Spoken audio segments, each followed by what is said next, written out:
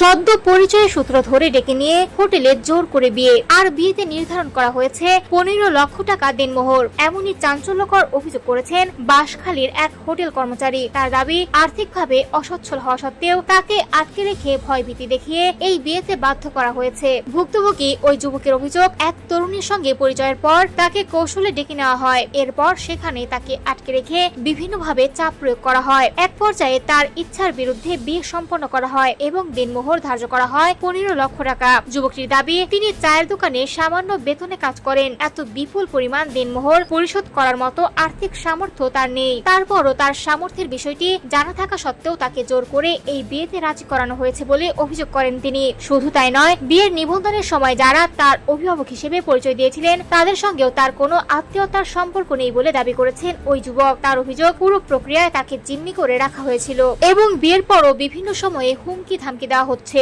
ঘটনার সমাধানের আশায় স্থানীয় গণ্যমান্য ব্যক্তি এবং কাজীর কাছেও গিয়েছেন বলে জানান তিনি, কিন্তু সেখান থেকেও প্রত্যাশিত সমাধান না পাওয়ায় শেষ পর্যন্ত সরকারের কাছে আইনি সহায়তা ও সুষ্ঠু তদন্তের আবেদন জানিয়েছেন।